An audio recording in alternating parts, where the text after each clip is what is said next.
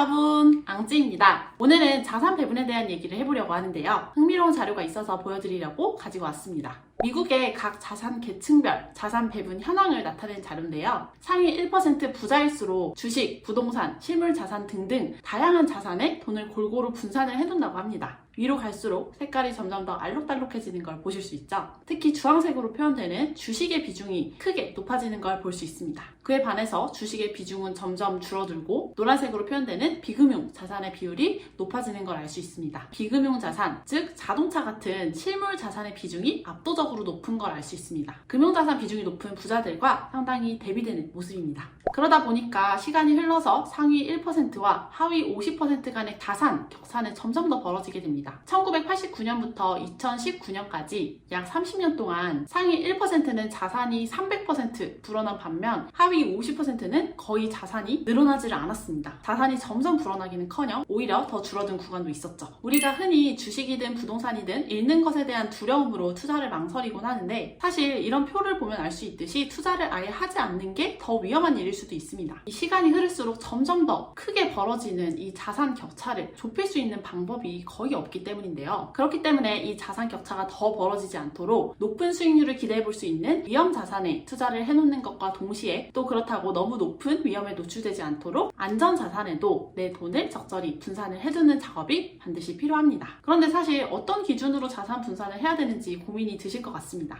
오늘은 기준 잡는 방법을 하나 소개를 해드릴 건데요. 바로 자산 간 상관관계에 대한 내용입니다. 자산이라고 하면 주식, 채권, 부동산, 금 등등 다양한 자산들이 있잖아요. 그런데 이 자산들이 각각 어떤 상관관계를 갖고 있는지 알고 있어야 효과적인 분산이 가능합니다. 쉬운 예를 한번 들어볼게요. 햄버거랑 콜라는 상당히 밀접한 상관관계를 가지고 있습니다. 보통 햄버거를 시키면 콜라도 같이 시키니까요. 그래서 햄버거랑 콜라에 같이 투자를 하면 사실 크게 분산의 효과가 없습니다. 햄버거가 잘 팔리면 콜라도 잘 팔리는 거고 반대로 햄버거가 안 팔리면 콜라도 그만큼 잘 안 팔릴 테니까요. 그런데 햄버거랑 샌드위치는 반대의 상관관계를 갖고 있습니다. 햄버거가 많이 팔리면 샌드위치는 그만큼 덜 팔릴 거고 또 반대로 샌드위치가 잘 팔리면 햄버거는 그만큼 덜 팔릴 테고 자 그러면 햄버거랑 볼펜은 어떨까요? 햄버거랑 볼펜 둘 사이에 특별히 상관관계가 없어 보이죠? 실제로도 상관관계가 거의 0에 가까울 겁니다. 그래서 햄버거와 샌드위치, 볼펜 이 세 자산에 골고루 투자를 해놓으면 분산 투자의 효과를 볼 수 있습니다. 햄버거랑 샌드위치처럼 아예 반대 상관관계거나 햄버거랑 볼펜처럼 상관관계가 거의 없는 자산에 분산을 해놓으면 어떤 상황이 와도 극단적으로 타격을 입지 않으면서 또 수익 측면에서도 소외받지 않는 그런 구조를 만들 수 있는 겁니다.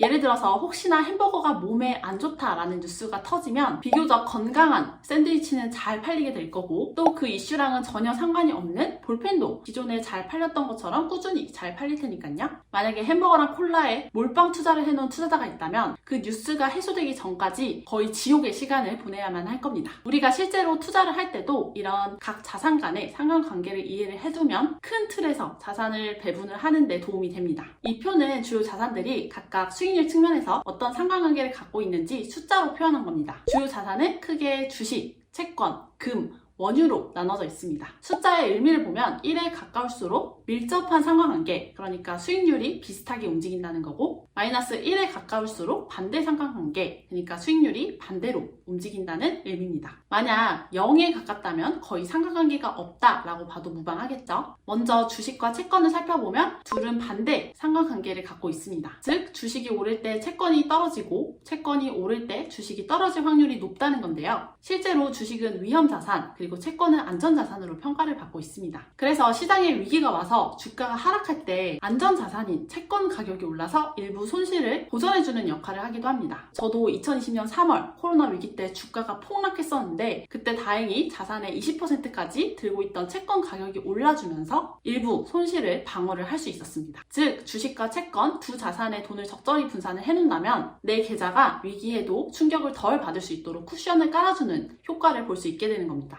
물론 시장이 좋을 때는 주식에 100% 투자를 했을 때보다는 수익률이 안 좋을 수 있습니다. 그런데 우리가 자산 분산을 하는 이유가 더 높은 수익률을 추구하기 위해서라기보다는 혹시나 위기가 올 경우 방어를 하기 위한 거니까요. 다음으로 주식과 금의 관계를 한번 보겠습니다. 둘의 상관관계는 0.0으로 거의 0에 수렴하는 걸 알 수 있습니다. 숫자가 나타내주듯이 주식과 금의 상관관계는 거의 없다라고 볼 수 있는데요. 즉, 주가 흐름과 관계없이 금 가격은 오를 수도 있고 떨어질 수도 있는 별개의 자산으로 보는 거죠. 다음으로 주식과 원유의 관계를 한번 보겠습니다. 둘의 상관관계는 0.44 정도로 중간 수준입니다. 0.5 정도는 넘어야 그래도 높은 상관관계를 갖고 있다라고 볼 수 있는데요. 물론 금보다는 상관관계가 높지만 그래도 비교적 중립지대에 있다고 볼 수 있겠습니다. 결국 장기적으로 볼 때 금이랑 원유 같은 원자재는 주식과 큰 상관관계가 없다라고 볼 수 있는데요. 그래서 서로 반대 관계를 갖고 있는 주식과 채권 외에도 금과 원유 같은 원자재를 일부 편입을 해두는 겁니다. 주식시장이 좋든 나쁘든 이 자산들은 경제 성장이나 물가 상황에 따라서 가격이 높아질 수도 있기 때문이죠. 물론 이런 자산 간의 상관관계는 장기적인 관점에서 봐야 됩니다. 예를 들어 장기적으로는 주식과 채권이 반대로 움직이지만 단기적으로는 주식과 채권이 같이 움직일 때도 있습니다. 같이 오르고 같이 떨어지고 시간을 짧게 두고 보면 이렇게 상관관계가 왜곡될 수도 있는데요. 그렇기 때문에 이렇게 자산 배분을 하실 때도